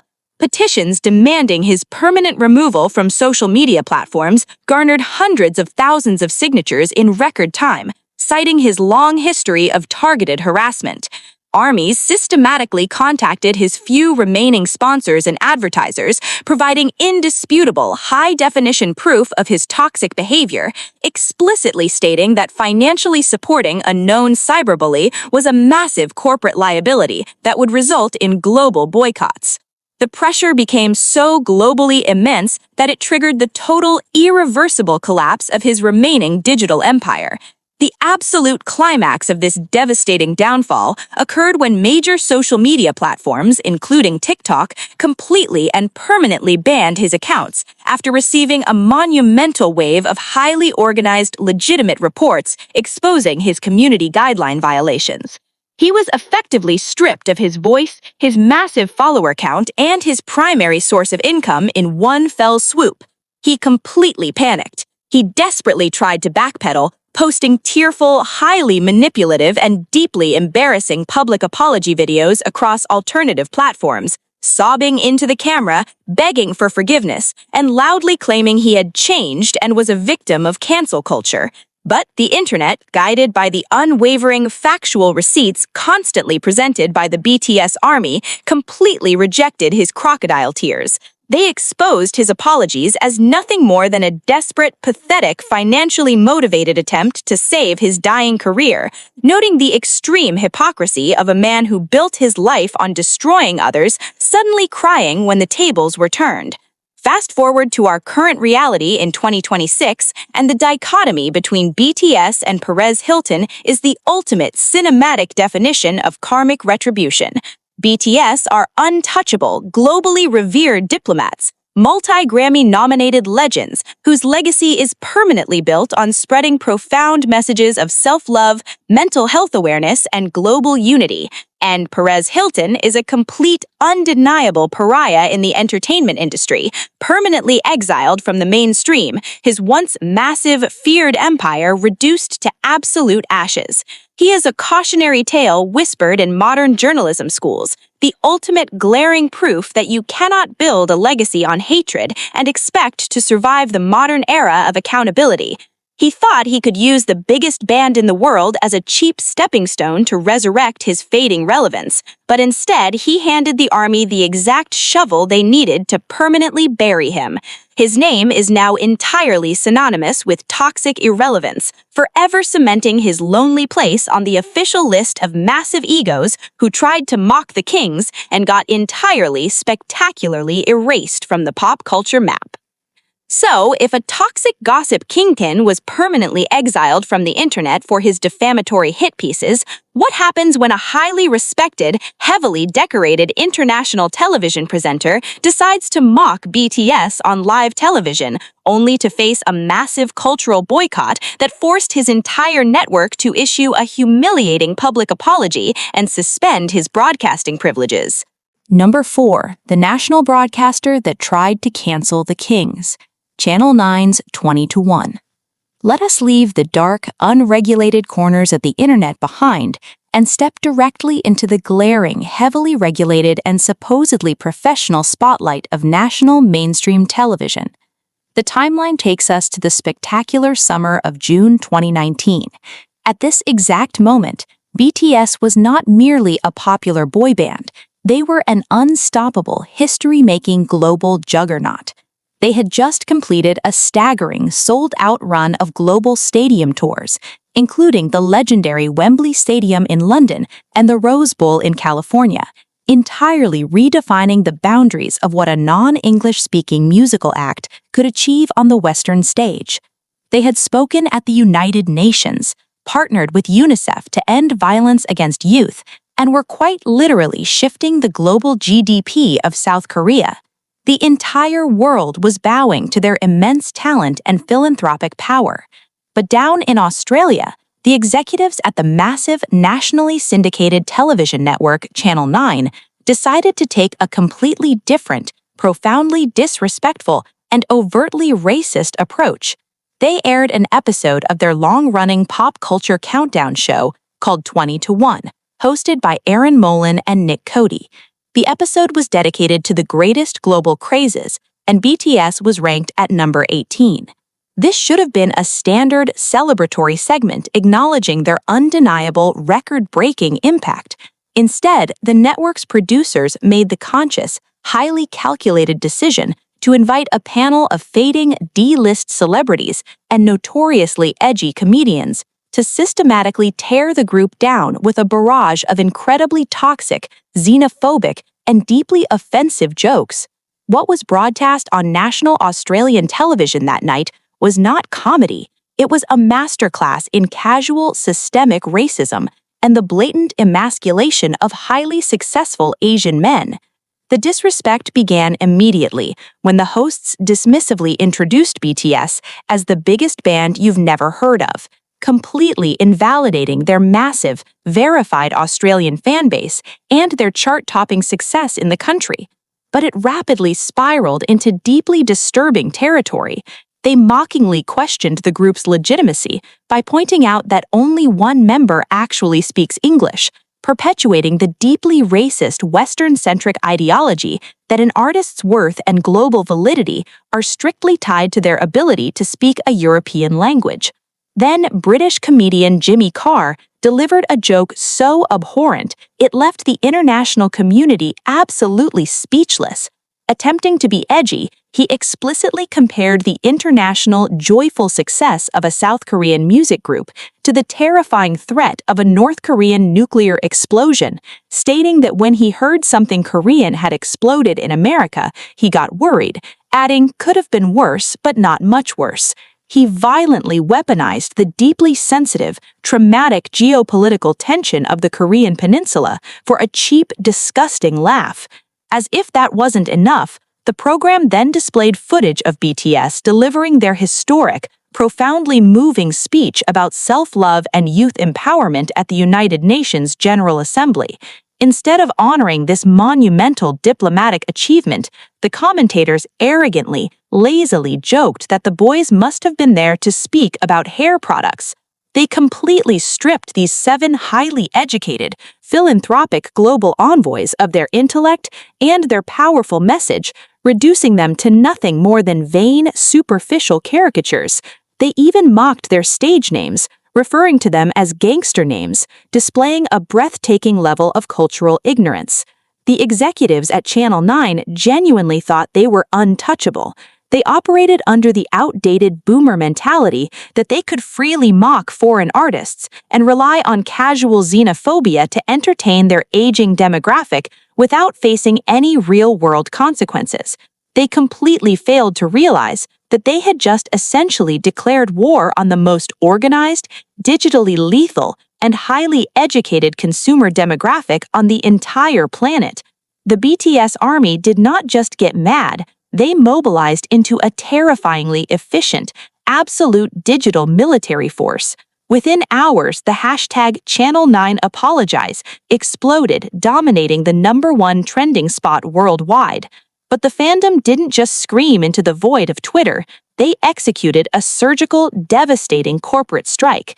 They systematically drafted highly professional, legally grounded emails and flooded the inboxes of the Australian Communications and Media Authority, filing thousands of official broadcast complaints, citing explicit breaches of racial discrimination and broadcasting standards. They targeted the network's massive corporate sponsors, explicitly warning them that their advertising dollars were currently funding a program that actively promoted anti-Asian racism and xenophobia, promising massive global consumer boycotts if action was not taken. The sheer, unprecedented volume of international outrage completely paralyzed Channel 9's PR department. They realized with absolute horror that this was no longer a localized television segment. It was a massive international news story being covered by major global publications, exposing their network as a hub of outdated bigotry. Under catastrophic pressure, Channel 9 was forced to issue a statement, but instead of taking genuine accountability, they deployed the most pathetic, cowardly tactic in corporate crisis management, the non-apology. They released a statement claiming the show was just a light-hearted entertainment program that did not breach regulations and ended with the classic dismissive line, "We apologize to any who may have been offended by last night's episode." They didn't apologize for being racist. They apologized that people had the audacity to be offended by their racism. This massive failure in accountability only fueled the inferno. The situation was made even worse when one of the featured comedians, Alex Williamson, decided to have a complete, deeply embarrassing public meltdown on Twitter, aggressively cursing at the fans, doubling down on the racist sentiment, and arrogantly claiming that boy bands were just a scam to extract money from teenage girls. The army completely obliterated him, exposing his own mediocre, struggling comedian career, systematically targeting his upcoming tour dates, and turning him into a massive national laughingstock. He thought he was being a tough guy, but he was completely intellectually dismantled by a fandom that knows how to hit exactly where it hurts the most: relevance and ticket sales. Fast forward to our current reality in 2026, and the fallout of that catastrophic broadcast is a prominent, indelible stain on the network's legacy. 20-1 suffered massive, irreversible reputational damage, alienating the entire modern progressive youth demographic that television networks desperately need to survive in the streaming era. The segment is now literally used in modern media studies and university classrooms as a textbook glaring example of casual broadcast racism and the catastrophic failure of traditional media to understand the power of global digital communities. While BTS continues to ascend into the untouchable realms of musical immortality, recognized globally as cultural diplomats who spread a message of profound love and inclusivity, Channel 9 and the comedians involved are permanently changed to that disgusting display of xenophobia. They thought they were sitting comfortably in their studio, safely throwing stones at the kings from a continent away, but they learned the absolute hardest lesson in the modern entertainment industry.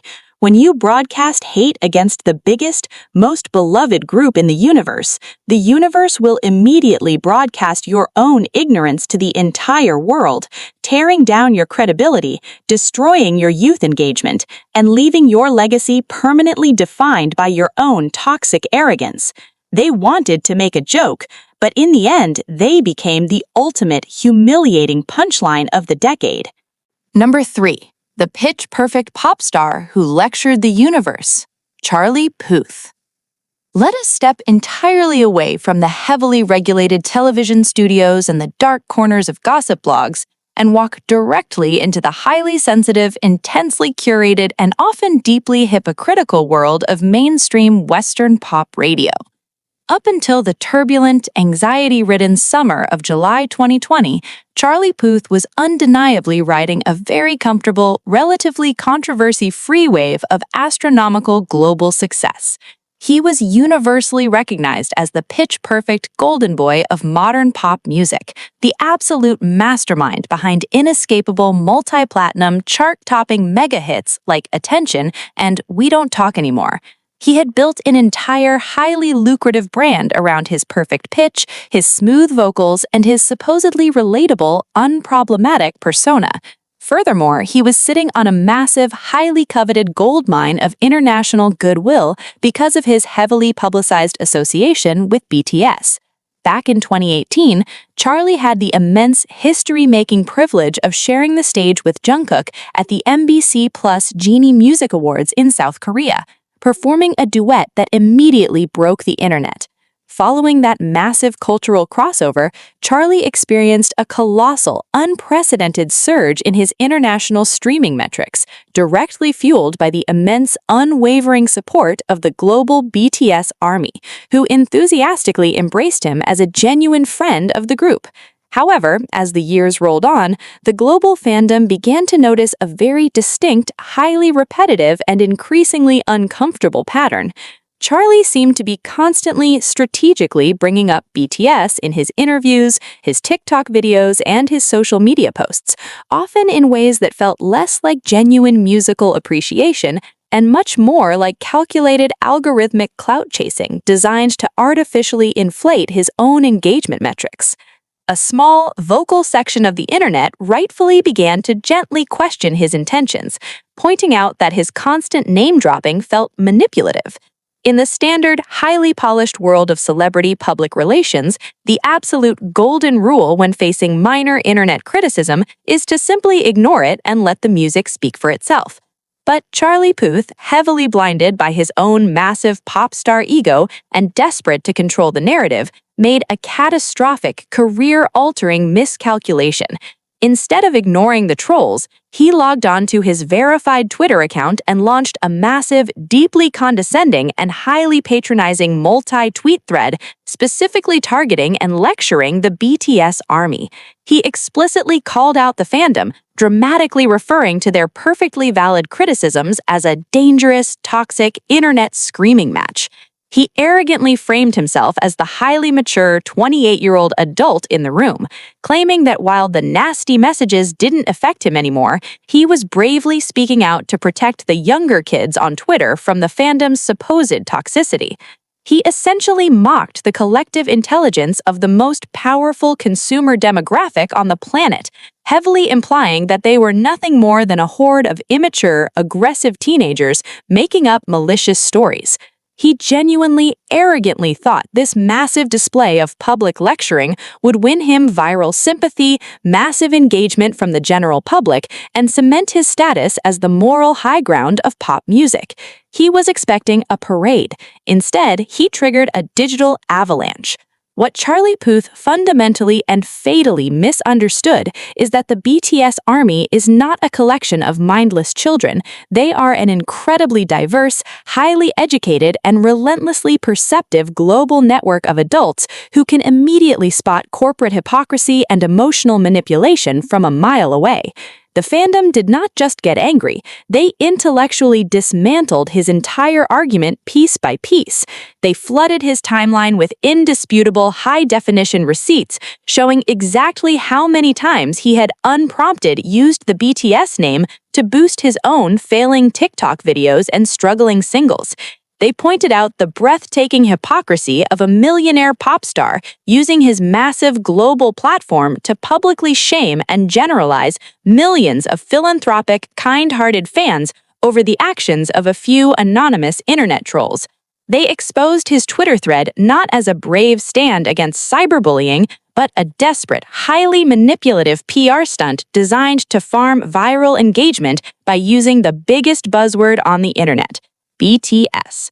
But the army didn't just win the intellectual argument on Twitter, they executed a terrifying, mathematically devastating masterclass in silent financial withdrawal.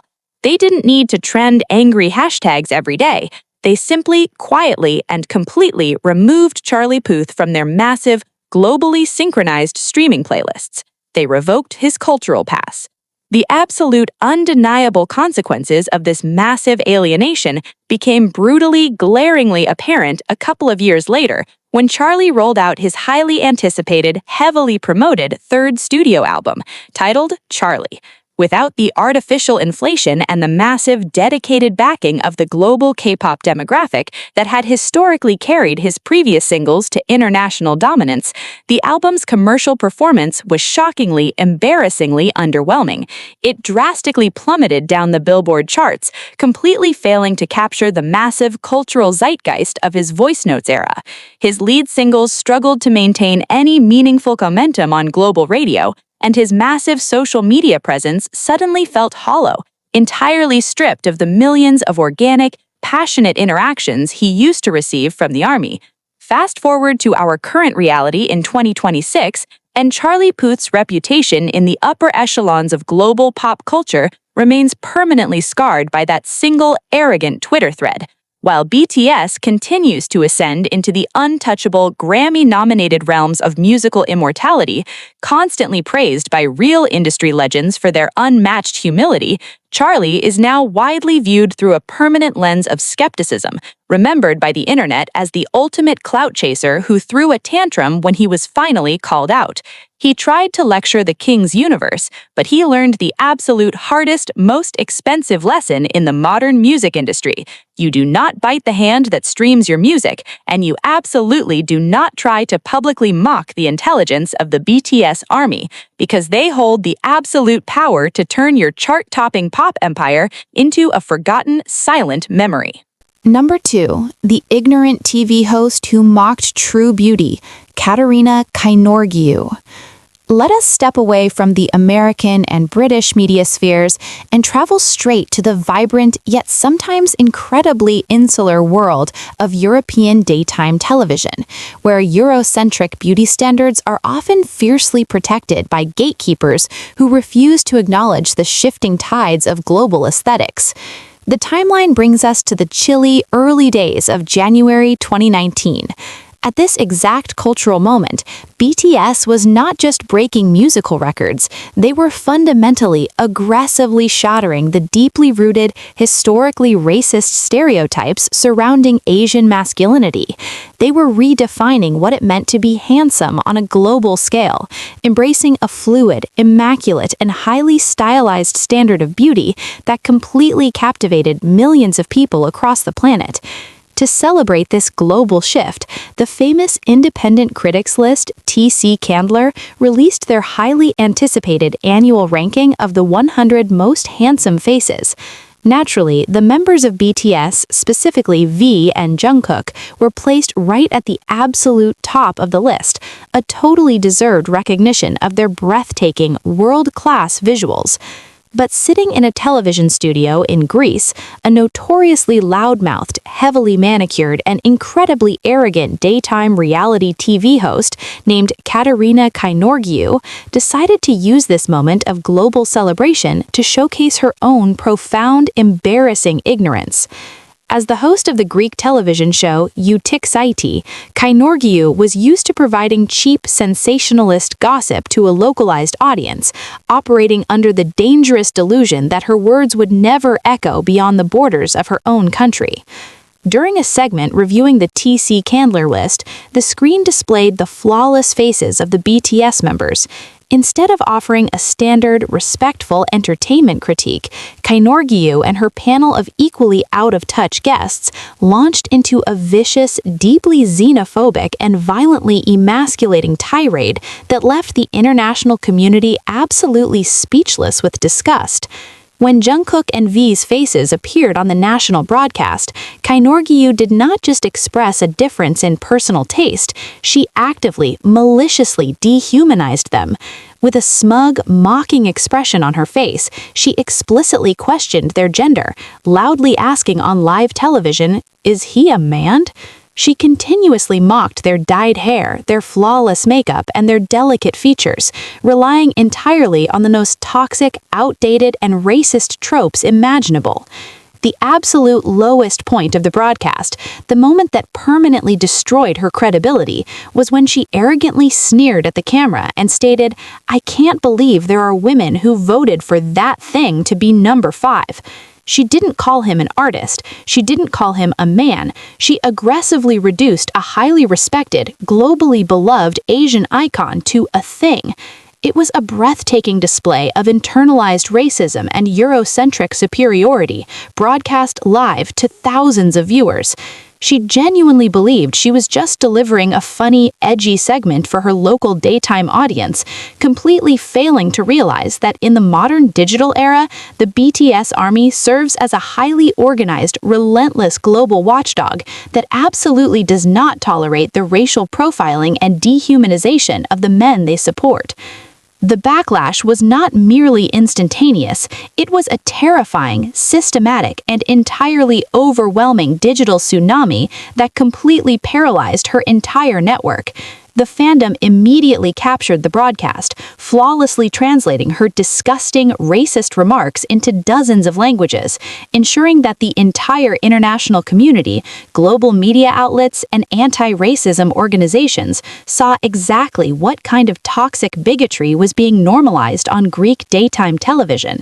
The hashtags demanding her immediate cancellation dominated global algorithms for days.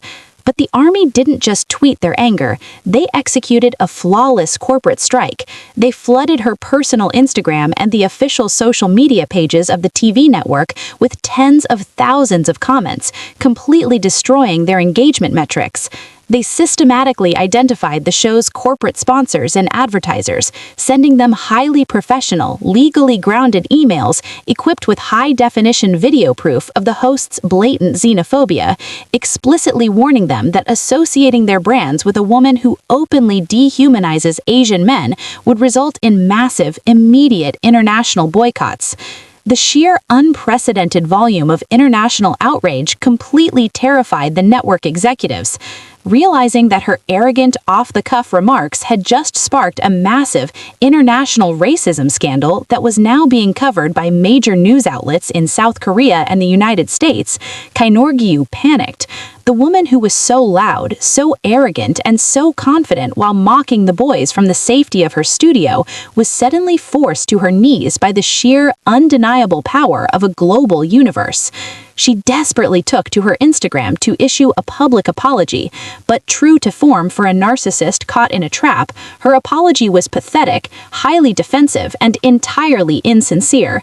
She claimed she was receiving terrible and threatening comments, desperately trying to flip the narrative and play the victim, entirely ignoring the fact that she was the one who initiated the hatred by dehumanizing innocent artists on national television.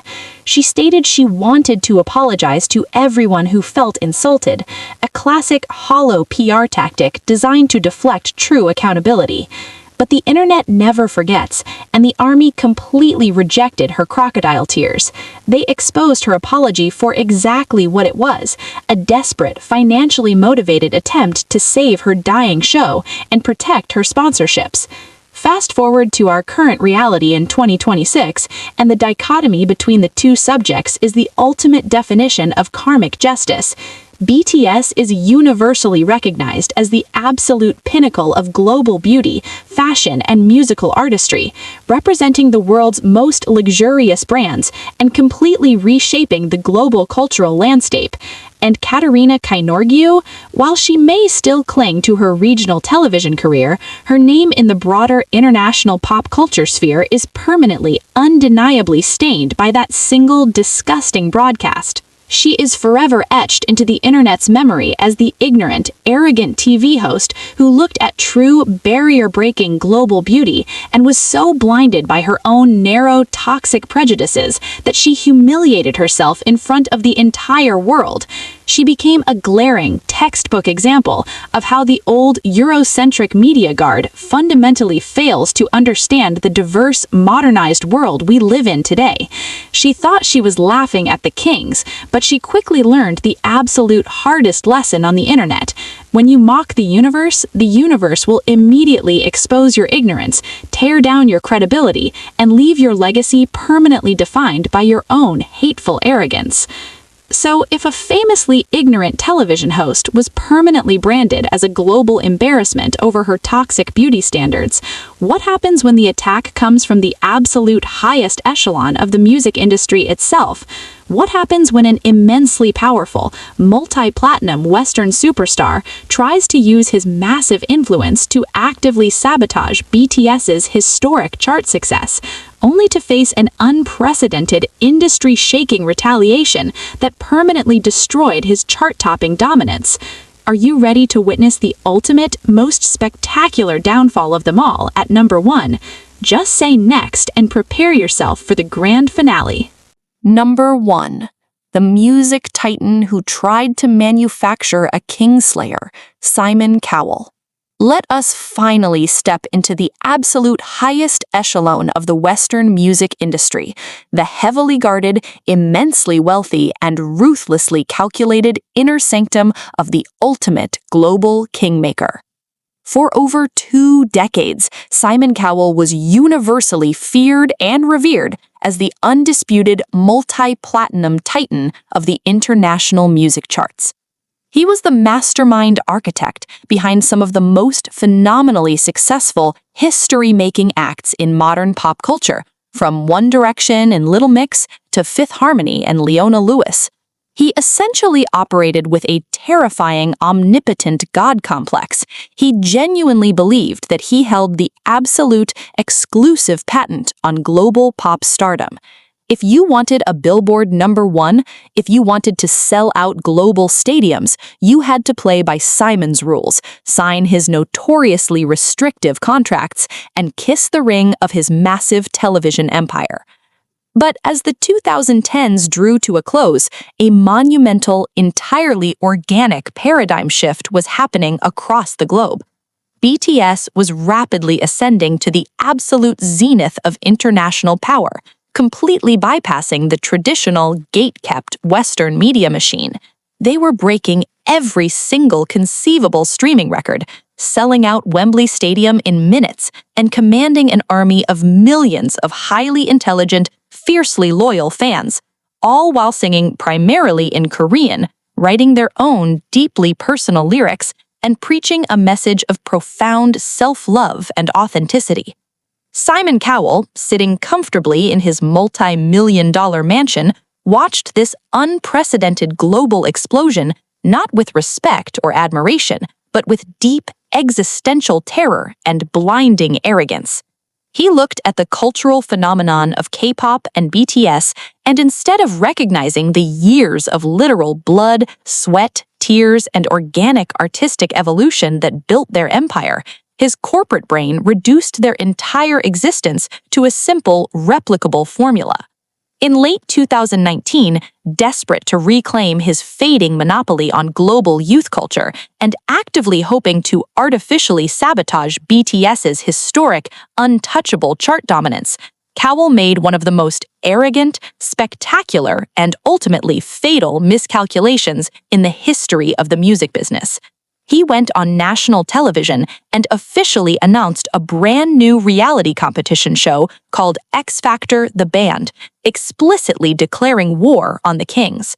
With a smug, patronizing smirk, he looked directly into the camera and boldly claimed, "Right now, K-pop is ruling the world. Now it's time for UK pop." He didn't just want to create a successful group. He explicitly stated his intention to manufacture a literal Kingslayer, an artificial, boardroom-designed band specifically weaponized to take down BTS and steal back the global charts for the Western establishment. He arrogantly assumed that because he had successfully manufactured boy bands a decade prior, he could easily snap his fingers, throw together a good-looking British teenagers, give them a massive marketing budget, and instantly replicate the profound, universe-altering connection that BTS shares with the army. It was the ultimate display of Western corporate hubris, a deeply insulting implication that the success of 7 highly dedicated Korean artists was nothing more than a cheap, factory-line gimmick that could be easily overthrown by the superior Western music machine. But Simon fundamentally, catastrophically misunderstood the modern internet, and he completely underestimated the terrifying intellectual power of the global BTS army. The retaliation was not just a wave of standard internet anger, it was an apocalyptic, industry-shattering dismantling of his entire professional legacy. The global fandom didn't just mock his desperate new show, they executed a flawless, systematic historical audit of his entire empire. Within hours of his arrogant announcement, the internet was flooded with indisputable, high-definition receipts detailing his notoriously toxic, exploitive history with his own artists. Armies, joining forces with disillusioned fans of One Direction and Little Mix, began trending massive global hashtags exposing the grueling, manipulative contracts, the sheer lack of creative control, and the severe mental health tolls that Cowell's manufactured artists were historically subjected to. They completely destroyed his narrative. They mathematically proved that while BTS's success was fundamentally built on genuine, authentic brotherhood, deeply personal songwriting, and a slow, organic rise from an underdog company, Simon Cowell's entire empire was built on artificial corporate greed, emotional manipulation, and the rapid disposal of artists the second they stopped charting.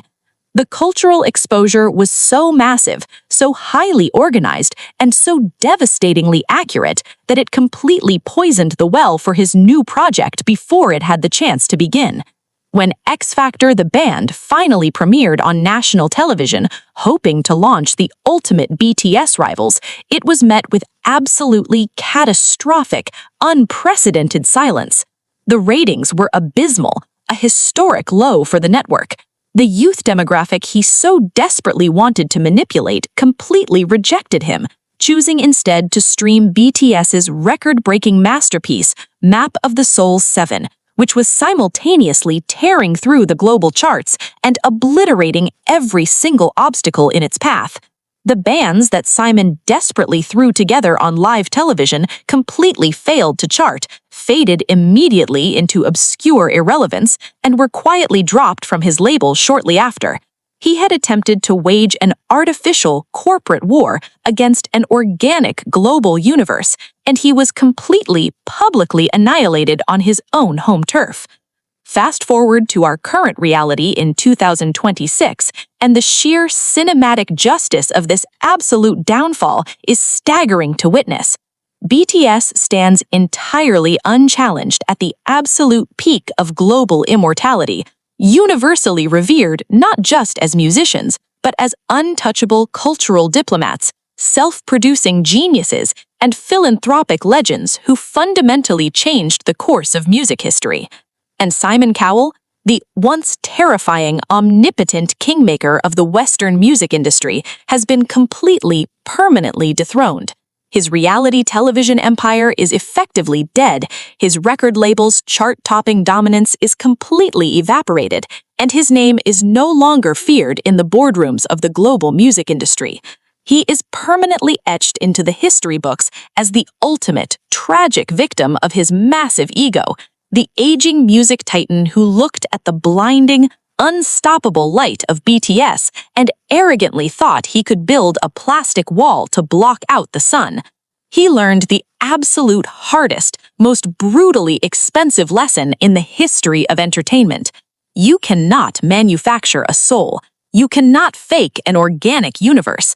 And if you dare to use your massive Western influence to actively try to sabotage the undisputed kings of the modern era, their fandom will not just defeat your artists, they will completely, systematically tear down your entire corporate empire and leave you sitting alone in the ashes of your own shattered legacy. As we close this 2026 definitive list, we have to look back at the wreckage left behind by these massive egos and ask ourselves the ultimate, terrifying questions. Will the traditional gatekeepers of the entertainment industry ever truly learn that absolute power no longer resides in their boardrooms? How many more multi-million-dollar empires have to be completely burned to the ground before the world accepts that you absolutely cannot buy, manufacture, or bully your way into the hearts of a global universe?